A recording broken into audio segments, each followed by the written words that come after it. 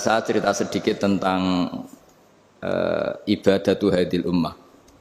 Nanti saya bacakan teksnya. Di antara kebaikan umat ini adalah jalan-jalan itu termasuk ibadah. Makanya sering ada ayat fasiru fil ardi. Jadi supaya sering jalan-jalan. Jadi ini sudah jalan-jalan masih nyari apa? Nafkah. Kadang-kadang ya dapat macam-macam. Yang soleh ya dapat ibadah, yang enggak soleh ya dapat macam-macam lah. Tapi saya cerita yang soleh lah, yang enggak soleh itu enggak boleh dibicarakan itu ya. Rahasia. Saya ini lama di Jogja, ya tahulah kelakuannya orang-orang yang baik maupun yang setengah baik sampai. Ya semoga yang baik dilipat gandakan pahalanya, yang enggak baik diampuni. Tapi saya cerita sedikit.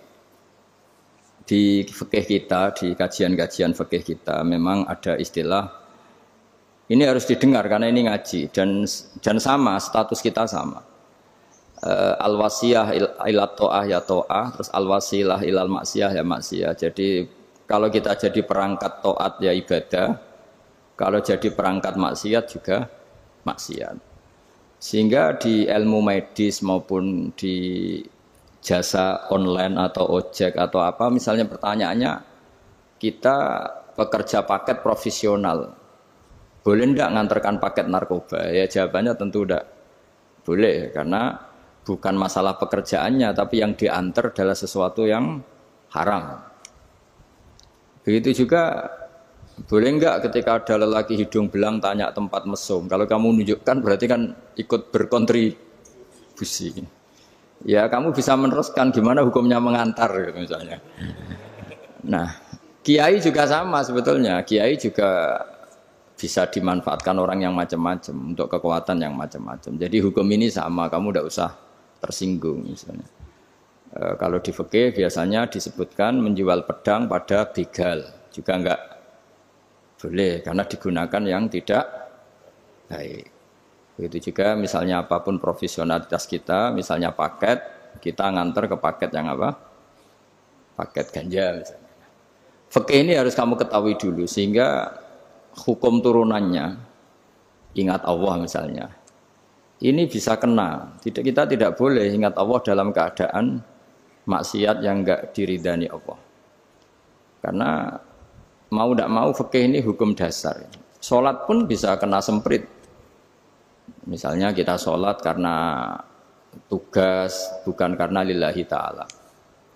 Makanya dulu itu ada guyonan Mas Wahyu itu. Ada imam dari masjid besar di negara sebelah. Tidak perlu saya sebutkan negaranya. Itu cerita, imamnya itu digaji 100 juta per bulan. Datang ke Surabaya gitu. Muadzinnya itu digaji 75 juta. Keren. Terus ngerti imam di Indonesia naik ontel, sudah watuk naik ontel, nggak ada yang gaji, musolanya jelek, terus sudah ada jepit, ada dia kerasan di musola karena sering dimaki-maki istrinya, sudah. Jadi itikafnya itu ya sambil menghindar itu, bukan makanya banyak masjid Indonesia itu banyak yang itikaf itu, karena di rumah ada betah, sudah diomelin nggak ada AC-nya, sekarang masjid banyak AC-nya kan. Kamar mandinya juga gitu, di rumah sama di masjid bagus. Di masjid. Makanya pengurus masjid yang daerah-daerah sini sering cerita ke kita. Kudune ngising ning omah Gus, mlayune moro masjid karena itu cerita. Indonesia itu negara yang enggak benar katanya. Imam dan muadzin tidak digaji. Terus dia cerita-cerita kebaikan negaranya dan buruknya negara kita. Lama-lama kiai itu mangkel. Kiai Indonesia itu kan cerdas-cerdas, meskipun jarang yang kaya tapi cerdas-cerdas. Dia muji negara. Lama, kalahnya itu dibeginiin sama Kiai Indonesia. Makanya kamu sholat terus ya, takut potong gaji. Artinya kalau dia jadi imam karena digaji, efeknya adalah dia kalau bolos itu takut, nanti kan dipotong gaji. Lama-lama kalau sering bolos di PHK. Gitu. Artinya luar biasa Indonesia, imam itu tidak ada yang gaji tapi semuanya sholat istiqomah. Berarti kita ini top, datang ke masjid jadi imam tanpa ada yang gaji. Top mana? Top Indonesia. Semenjak itu si imam ini tidak pernah cerita kebaikan negaranya karena gaji imam. Indonesia dalam bernegara selalu begitu. Ketika kita tidak punya solusi transportasi, ada saja pihak-pihak swasta atau investor yang ingin menanamkan modal di investasi Grab dan sebagainya. Tapi saya tetap sebagai kiai mengingatkan status hukum fikihnya. Kenapa saya harus cerita itu? Karena fikih ini harus selesai dulu. Saya ulang lagi, fikih ini harus selesai dulu. Misalnya nganterin orang yang mau transaksi narkoba atau transaksi maksiat, atau tapi yang yakin. Kalau tidak yakin memang tidak haram. Tapi kalau yakin tuh memang kamu tahu benar-benar iyalah kira-kira gitu. Supaya taat itu ada di semua kehidupan. Sehingga nanti Indonesia kalau semuanya begini kan, yang cari sarana maksiat itu bahkan sekedar transportasi aja susah karena semuanya tidak mau misalnya. Paket juga gitu, yang mau ngedarkan narkoba kesulitan karena semua yang jasa paket tidak mau gitu. Begitu seterusnya, sehingga negara ini kita bantu bahwa awal ketidakbaikan di semua negara itu pasti karena maksiat. Maksiat itu mengganggu.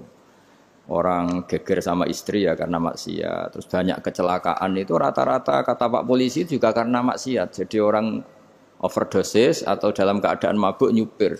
Terbesar kecelakaan itu jarang karena ngantuk. Terbesar masih karena pengaruh apa? Narkoba. Pembunuhan juga sama. Orang Indonesia itu mudah sekali memaafkan temannya, tetangganya. Tapi kalau sudah efek dari narkoba, bunuh itu jadi mudah itu. Jadi, nah, Anda juga harus fair, jangan. Tapi yang penting saya profesional nganter, gitu. Nggak mau tahu dia latar. Meskipun kita tidak boleh neliti orang, ya nggak boleh tajasus, nggak boleh neliti ini. Tapi yang jelas kamu tahu, yang jelas kamu tahu, ya harus dihindari karena memang di semua profesi pekerjaan itu utamanya kata Rasulullah SAW itu memperhatikan halal haramnya.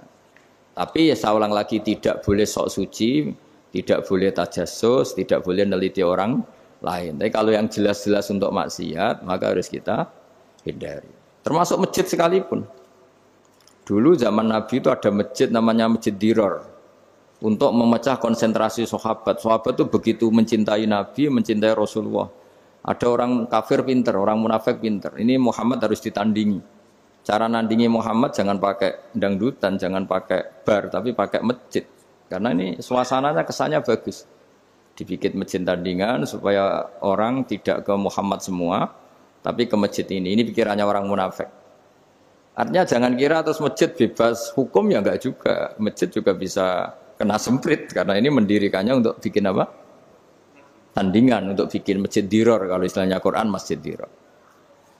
Semua sarana kebaikan juga gitu. Yayasan yatim piatu juga kena hukum, pondok juga kena hukum, semuanya kena hukum. Ada orang ingin jadi kiai padahal tidak pernah ngaji, terus bikin pondok.